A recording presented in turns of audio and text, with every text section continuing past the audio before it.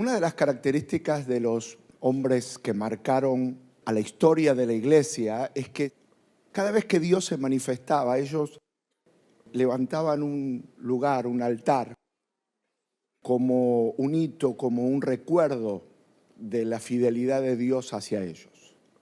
Cuando el Señor se le reveló a Abraham y le recordó que él no se había olvidado, que le había prometido un hijo, y en tantas otras oportunidades, cada uno de los patriarcas, que en esa época era la forma, hoy nosotros levantamos un altar en nuestro corazón, porque en realidad hoy en el Nuevo Testamento lo que antes era externo, hoy vive Dios en nosotros.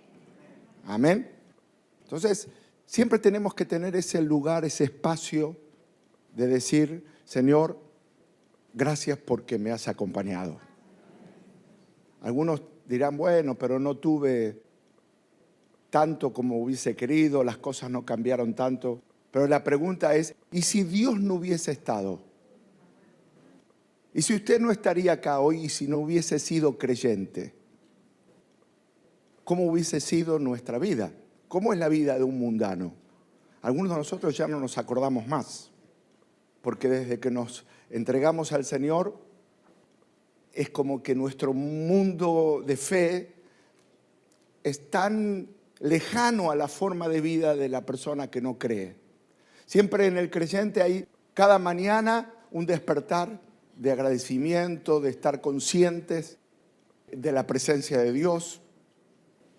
Por supuesto, todos tenemos la Biblia a nuestro alcance, todos tenemos la oración a nuestro alcance, a Dios a nuestro alcance. Entonces, empezar un año realmente en Dios, en la iglesia, es una bendición. Amén. Porque en realidad es como reforzar, recordar, volver a tomar en cuenta y a darnos cuenta lo importante que es Dios para nuestras vidas. Amén. Y lo que ya pasó el año pasado o en otros años, pasó algo. Eso ya está bajo la sangre de Cristo. Está cubierto. Así que ustedes no es que guardan la bronca debajo de la alfombra, sino que en realidad todo mal que uno ha sentido o un sentimiento feo, no es que está cubierto así que no lo quiero ver. Cuando Cristo viene lo borra, así que está borrado. No hay más condenación. Amén. Y lo que viene, pastor, la pregunta es, bueno, y lo que viene, lo pasado me bendijo que está cubierto, porque no fue un año tal vez donde tuve las mejores reacciones, las mejores decisiones, las mejores costumbres, los mejores pensamientos, pero eso está cubierto por la sangre de Cristo cada vez que nos acercamos a Dios a pedir perdón sincero. Amén. El perdón sincero es el perdón que se arrepiente. Es como cuando le enseñamos a nuestros hijos diciendo, bueno, pero no lo vuelvas a hacer. No es, te perdono para que mañana lo hagas otra vez. Ahora, ese es el perdón que cubre, que limpia, que transforma. Y eso es lo que nos quita la carga. Y el futuro está orquestado por Dios. Nosotros tenemos un director arriba que tiene las partituras de toda nuestra vida.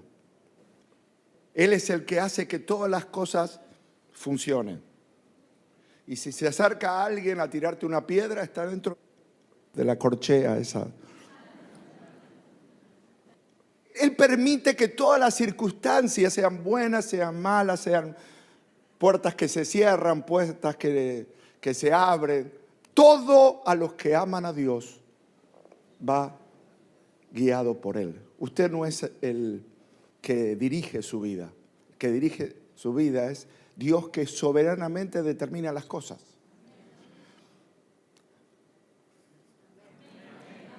Entonces uno tiene que vivir con ese agradecimiento diciendo, Señor, sea bueno, sea malo, sea leve, sea fuerte, sea que me gustó, sea que no me gustó, a los que aman a Dios, todas las cosas ayudan a bien. Y eso es una mirada bíblica de la vida. Porque la mirada humanista es decir, bueno, le pongo pilas, me voy a esforzar. Pero lo humano puede cambiar lo que pasa en la vida con el corazón del hombre. Por más que usted tenga buen corazón, hay gente que son malos, hay gente que son crueles, envidiosos, celosos, que no lo quieren ver a usted tener una familia, que no quiere que usted tenga fe. Y usted no puede hacer nada con eso. Sí, lo que puede hacer es guardar su corazón y confiar que aún de las cosas malas o difíciles, Dios siempre, porque Él es el que dirige nuestros pasos. Él es el que encamina nuestros pasos, el que dirige nuestras sendas. Él ve nuestro futuro y si nosotros nos dejamos guiar por el Señor y no nos llenamos de amarguras ni de dudas, entonces vamos a darnos cuenta que al final del camino, como decía Pablo, esta leve tribulación momentánea no puede compararse con la gloria venidera. A él le habían pasado muchas tribulaciones, pero también muchas cosas buenas. Había logrado ver cómo Dios le ungió para ser o para abrir camino a la obra de Jesús a los gentiles, llevar el evangelio aún más allá de Israel. Fue un hombre pleno, pero también sufrió. Cuando estaba predicando en Listra, lo apedrearon, cayó muerto. Dice la Biblia que pensaron que estaba muerto y lo sacaron de la ciudad porque pensaron que estaba muerto. O sea, todas esas circunstancias de la vida le permitieron entender a Pablo y a nosotros que no hay nada que se escape a la soberanía de Dios. Y que si el Señor está en su voluntad levantarte, usarte, y es por eso que es muy importante en el lugar donde estás. Porque algunos dicen, pastor, yo no estoy feliz en el lugar donde Dios me puso, pero en realidad Dios nos hizo nacer donde nacimos y nos hizo tener la familia que tenemos. No está muy contento con su cuñada, me parece. Porque eso no se elige la profesión, se elige el trabajo, se elige qué dieta vamos a tener. Hay muchas cosas que elegimos, pero hay otras que ya Dios dijo, vas a vivir, por lo menos en nosotros, en Argentina, y muchas cosas en la infancia, en la vida pasaron, pero yo doy gracias a Dios y por eso les cuento o les hablo de esto, que hermanos caminemos creyendo que ese camino ya Dios lo conoce y que Él es fiel y que Él nos va a llenar de gracia. Algunos dirán, pastor, yo tuve una pérdida este año, tuve una lucha este año, hay un ser querido que lo tuve años atrás, pero este año no está ni lo extraño. Y ese consuelo divino, esa cobertura sobrenatural del amor de Dios, solo lo puede experimentar los cristianos. El cristiano puede experimentar la paz de Dios que supera todo entendimiento. Y eso es lo hermoso de caminar con Dios. No solamente que tenemos confianza en la vida eterna. Claro que un día en el cielo no vamos a tener problemas de nada. Nada. Usted va a ser feliz por la eternidad. El tema es que llegue.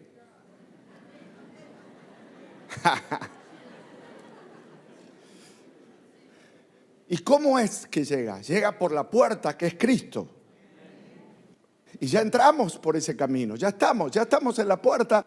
Ya entramos por el camino. Tenemos al ayudador, al Espíritu Santo que vive en nosotros, que camina con nosotros, que no nos dejó huérfanos el Señor, que está en nosotros, pero tenemos al enemigo, al astuto Satanás, que permanentemente está acá hablándote y te desanima y te dice, pero no es verdad, Dios no te ama, no sos suficientemente bueno. La misión del diablo es acusar, es mentir, es tentar, es traer tentación. La tentación es inherente a la naturaleza del ser humano. Ya nosotros, Pablo decía en Romanos capítulo 7, ¡ay de mí! ¿Quién me librará de este cuerpo que tengo a Cristo, pero tengo pegado al otro hombre? A ese que está lleno de depresión, a ese que está lleno de malas costumbres, de malos pensamientos. Esa vieja naturaleza la vamos venciendo y tomamos autoridad para que no tome más este año posición en nuestra vida, sino que cada día Cristo sea el que crezca. No nuestra carne, sino Cristo. Cristo en nosotros. Amén. ¿Quién nos podrá separar del amor de Cristo? ¿Por qué no le damos un aplauso al Rey de Reyes? Amén.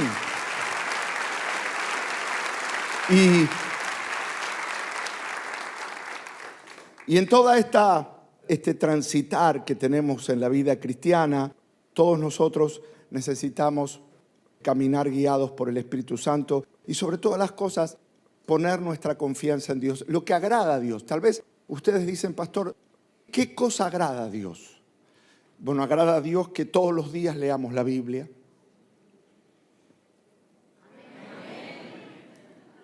Mire qué simple. Que agrada a Dios que leamos la... Yo sé que todos ustedes se la leen toda. Amén.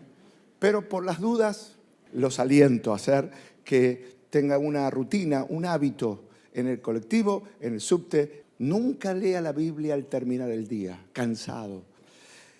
Una vez que se terminó el día, que empezó temprano, que se trabajó duro, que se hizo todo lo que se tuvo que hacer, que se limpió todo, que uno dice, bueno, ahora sí voy a descansar. A veces es ahí donde uno dice, uy, no leí la Biblia.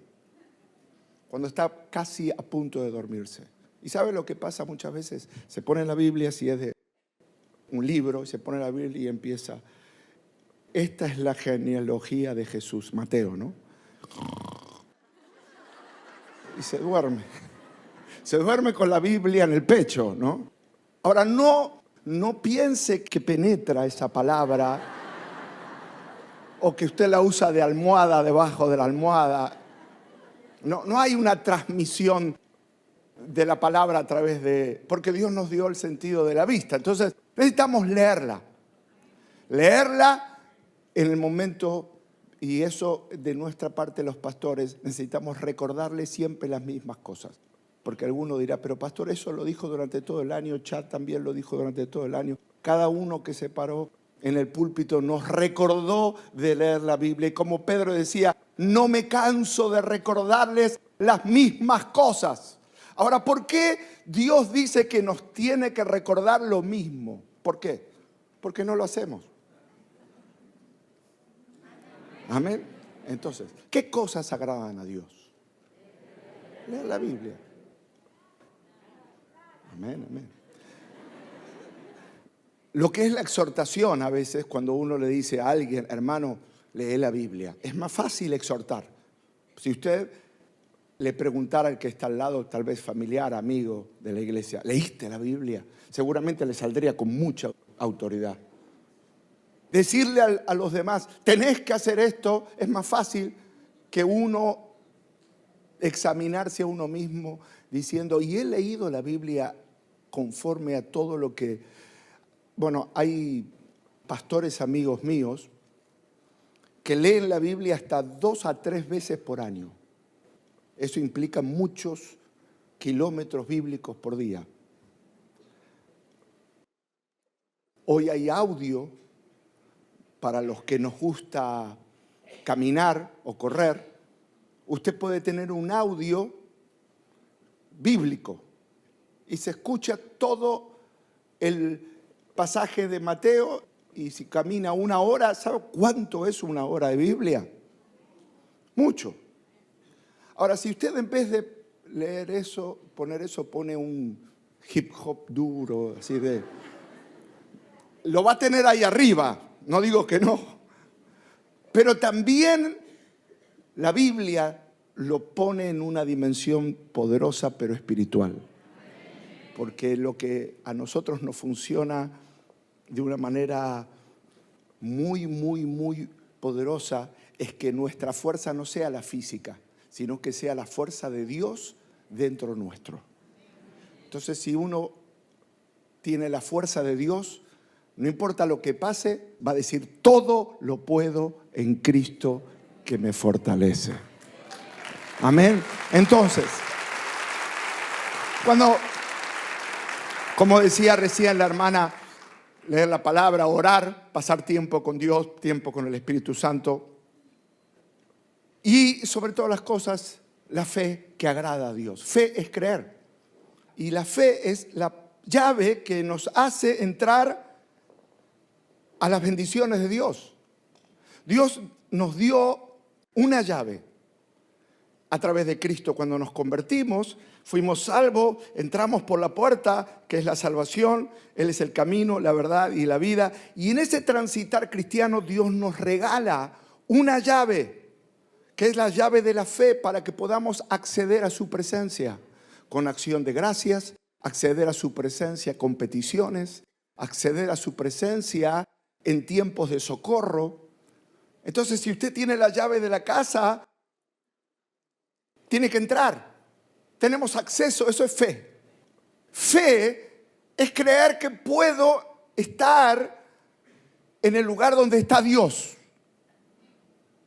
En el mundo no teníamos teológicamente los derechos, porque el Padre, el Hijo y el Espíritu Santo son santos. Y nadie, entre ellos hay una comunión santa, muy santa, y nada impuro puede entrar alrededor de su presencia. Es por eso que se necesitó la intervención del Redentor, de Emmanuel, de Dios con nosotros, que se vistió con vestiduras, dejó las vestiduras reales, se vistió de hombre, murió en nuestro lugar, fue a la cruz por nosotros, nos dio la salvación tan grande al morir y derramar su sangre. Y cuando uno le cree a Dios por la salvación, por la justificación, diciendo, Señor, yo creo en la obra de Cristo en la cruz, en ese momento usted por fe es una nueva criatura, es salvo,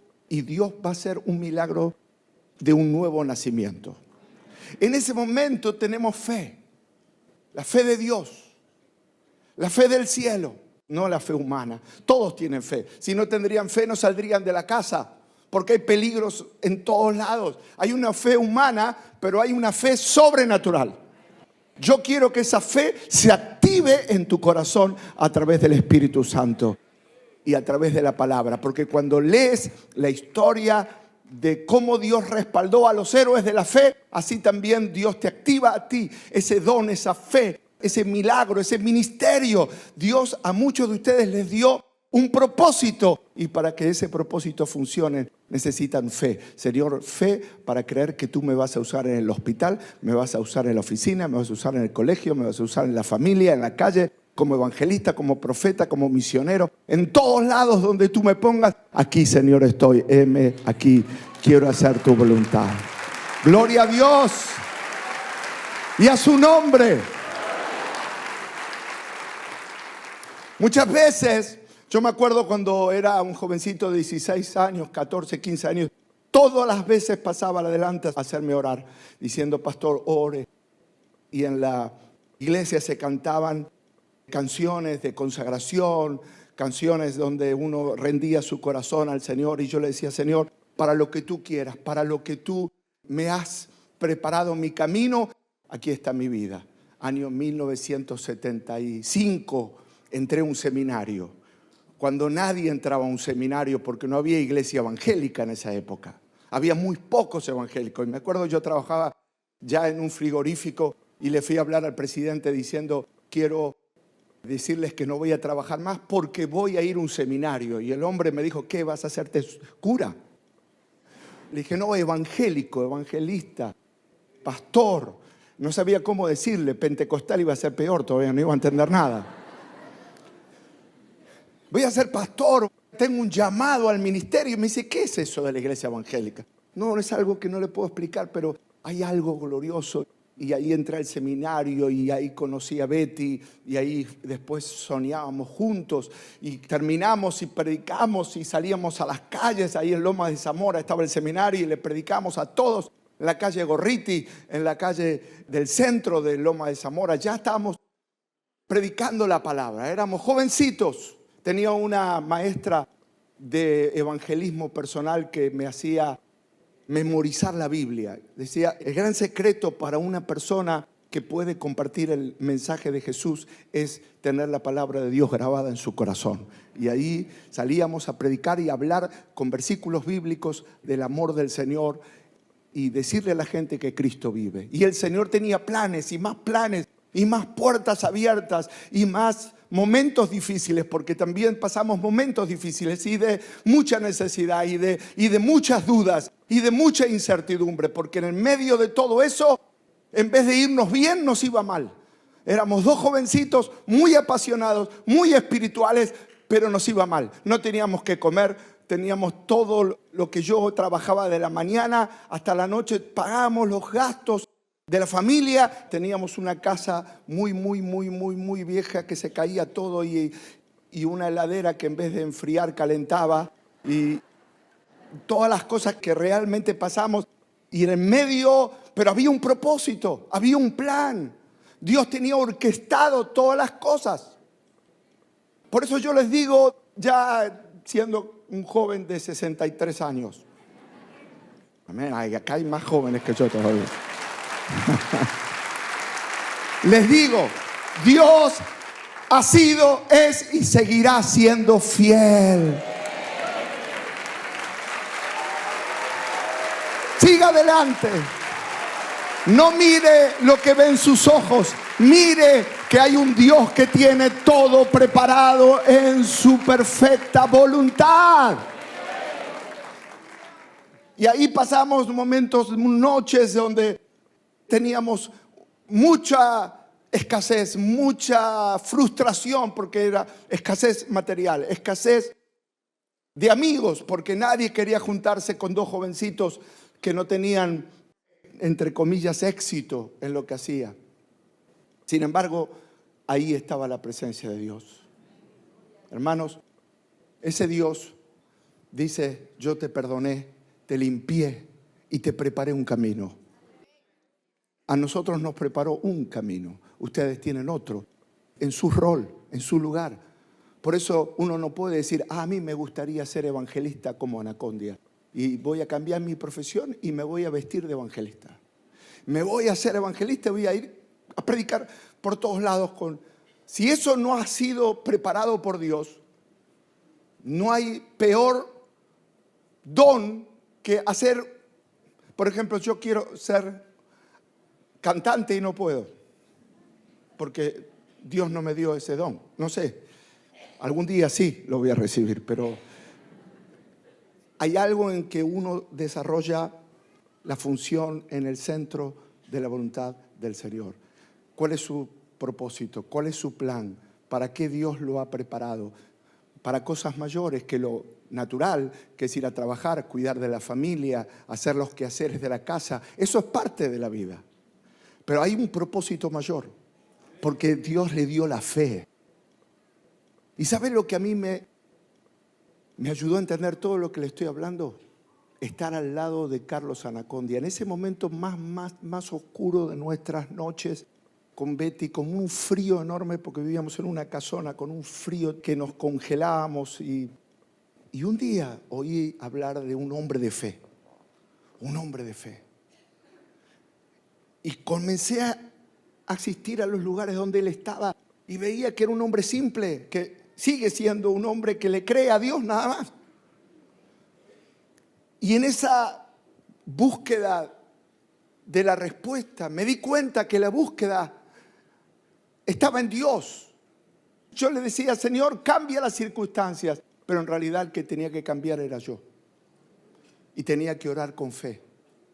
Y comencé a orar y a arrodillarme allí en Parque Chas diciendo, Señor, úsanos. Y yo creo que tú no te has equivocado y que lo que has comenzado lo vas a completar. Y así el Señor comenzó a a obrar y a traer gracia sobre nosotros. Así este año, hermano, arrodíllese en algún lugar de su casa, pídale a Dios fe. Arrodíllese y lea la Biblia. Y en ese momento hay una fuerza divina que va a entrar a su corazón. Y la fe viene por la palabra de Dios. Y yo anhelo que este año sea un año de fe, porque no siempre va a estar en el culto los domingos, porque está viajando, porque está ocupado, pero la palabra de Dios siempre estará con usted. Así que necesitamos creerle a Dios.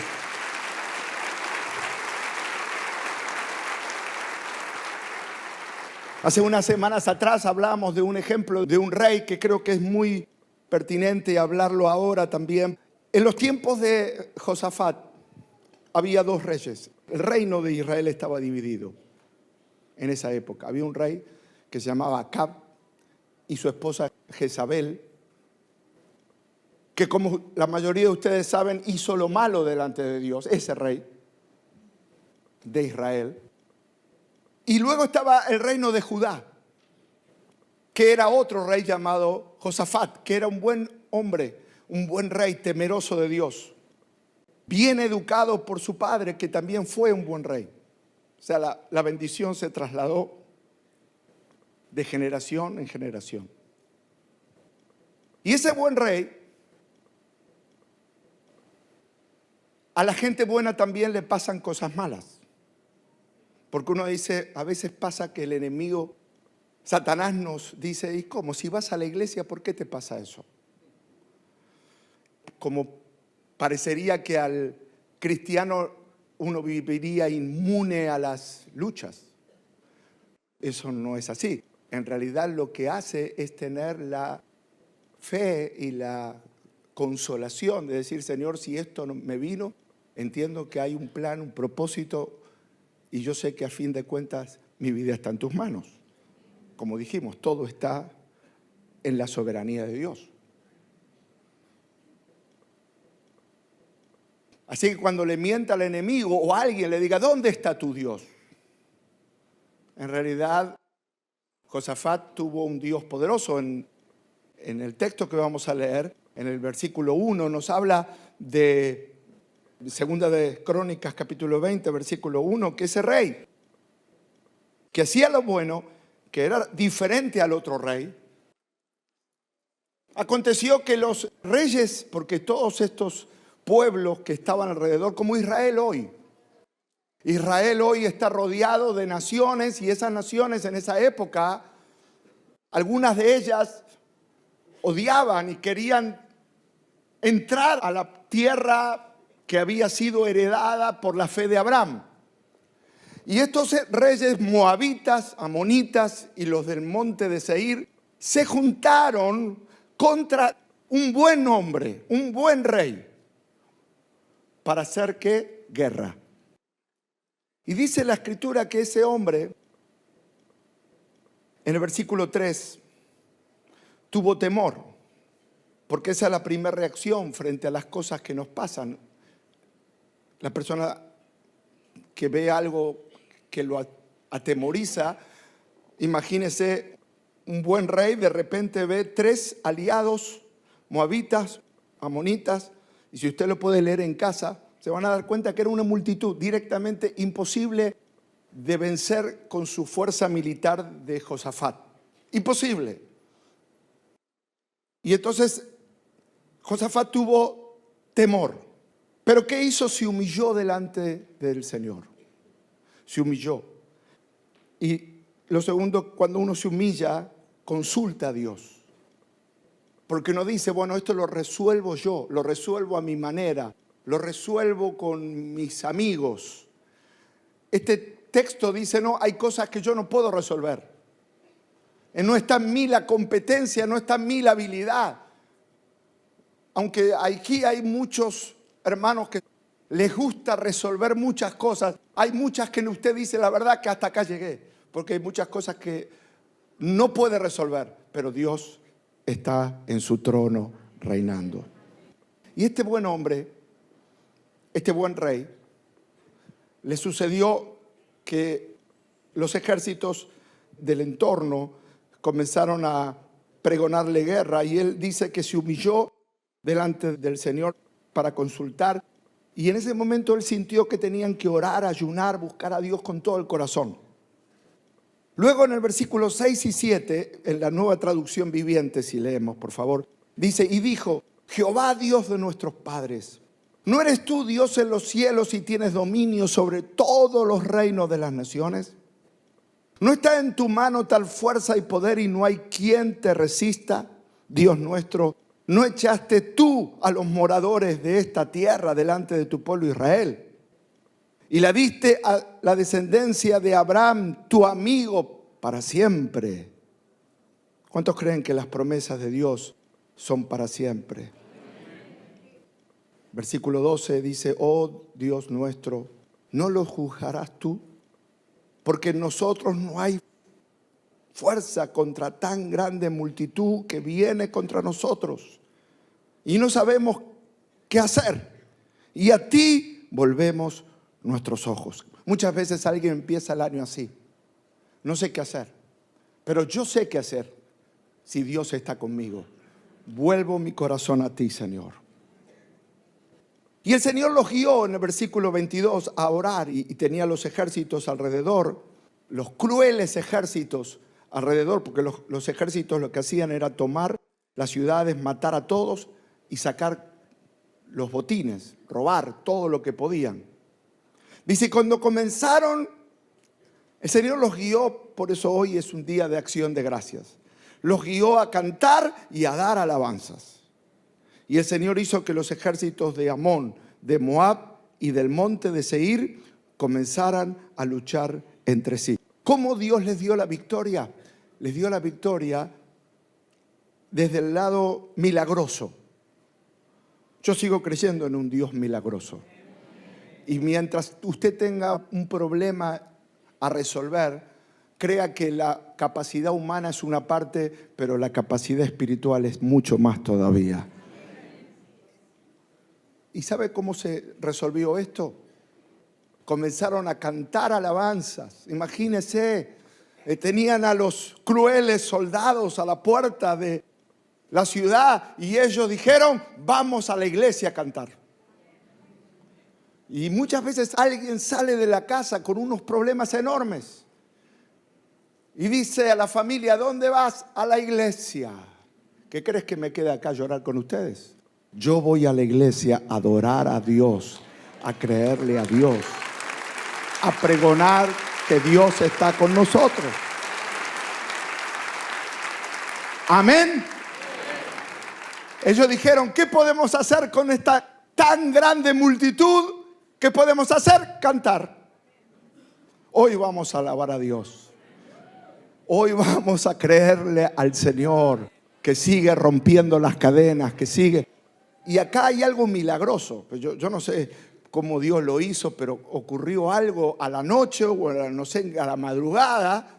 Y los ejércitos contrarios, ¿saben cómo terminó la historia? Se pelearon entre ellos. Gloria a Dios. Mientras estaban adentro de Israel o dentro de la fortaleza donde estaba el pueblo, cantando, el Espíritu de Dios trajo confusión en los enemigos y se empezaron a atacar entre ellos. Al día siguiente vieron a todo el ejército contrario vencido.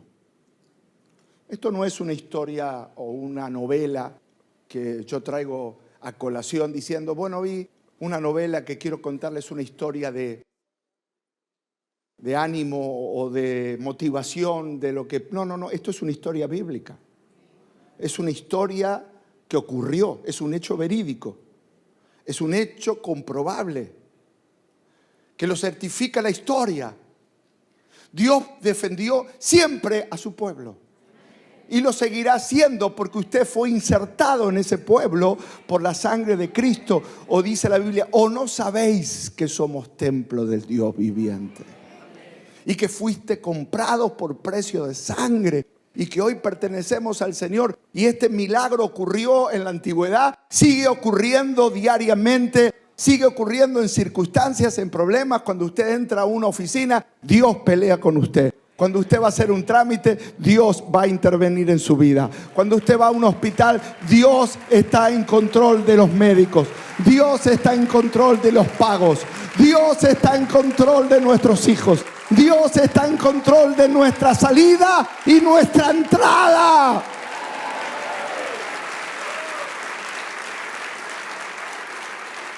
Amén. ¿Cómo les hubiera ido a un grupo de soldados inexpertos a enfrentar a 3 reinos unidos para atacarlos? Les hubiera ido mal. No lo hubieran podido lograr. Pero ellos no lo lograron. Lo logró Dios. Yo no sé por qué estoy hablando esto, pero sé que Dios va a intervenir este año en su vida. Todas estas historias, ¿sabe lo que hacen? Edifican nuestra fe.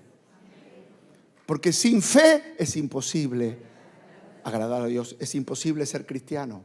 Porque el cristiano tiene que entrar a la presencia de Dios. Y usted dice: Señor, abro la puerta de tu presencia, entro a tu presencia y leo la Biblia para que me inspires, para que me llenes de esa fe, para que me llenes de esa paciencia, esa perseverancia, para que me llenes de ese coraje de quitar mis ojos del problema y poner los ojos en el que tiene poder para solucionar el problema. Es más fácil poner los ojos en lo que vemos, pero el Señor dice en su palabra que Él se va a glorificar, porque Él se glorificó aquí.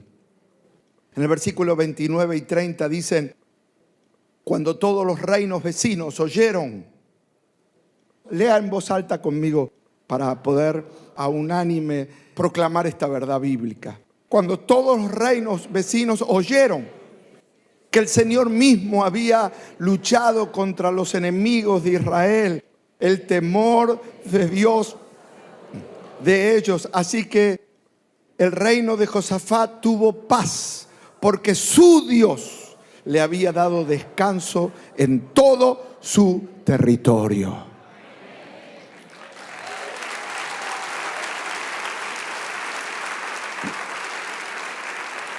Sin lugar a dudas, Josafat tomó una decisión sabia.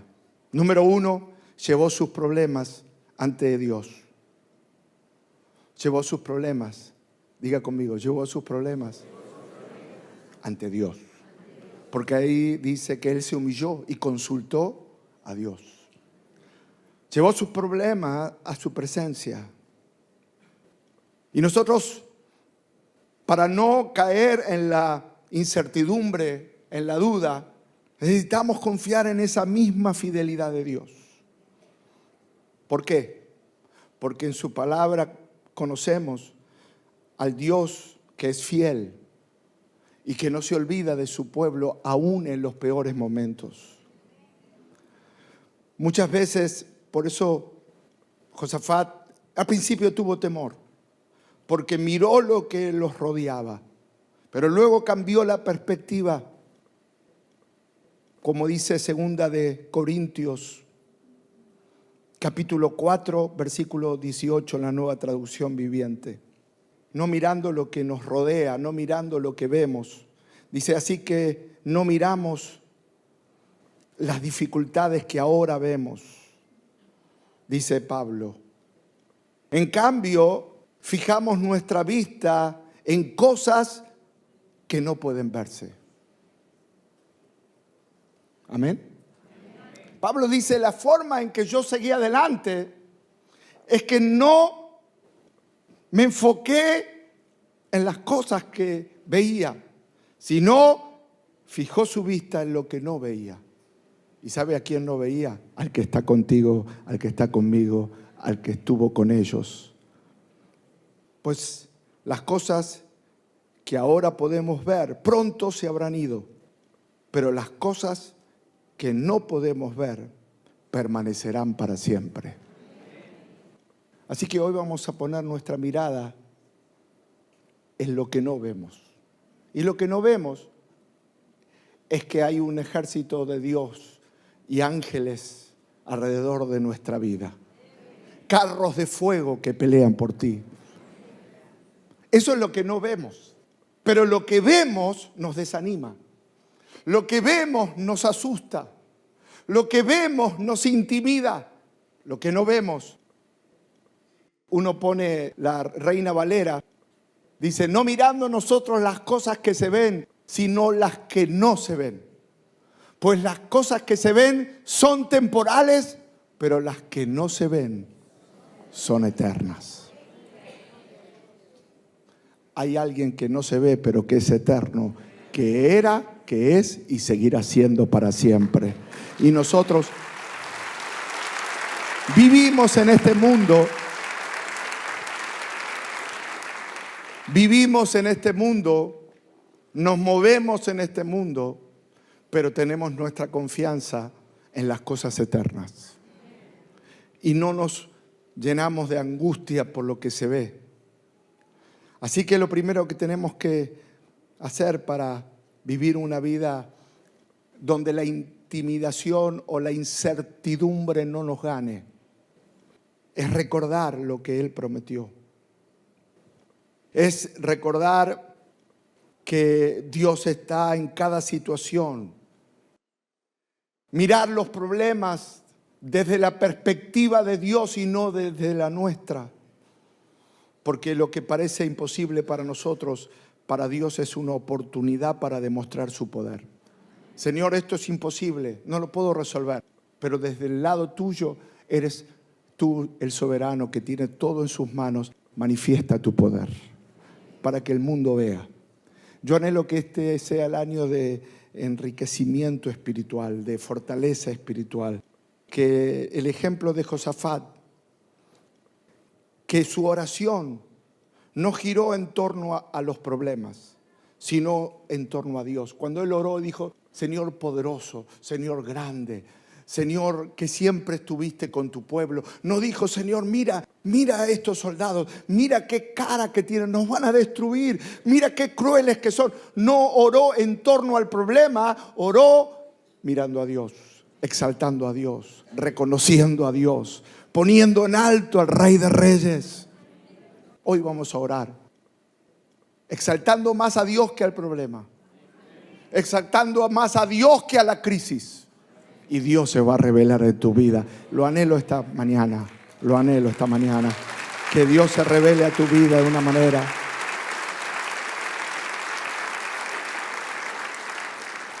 Y hay mucho más para compartir, pero creo que con esto nos enriquece la fe.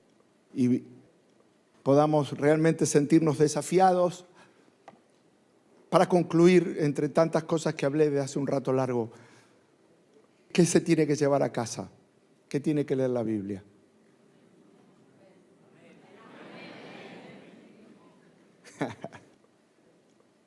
Con todo lo demás que dije, por supuesto, que pronto lo va a escuchar por radio, lo va a ver en las redes sociales, pero lo más importante es, Señor, yo quiero conocer al Dios que siempre estuvo, al Dios que no fijando los ojos en las cosas que veo, sino en lo que no.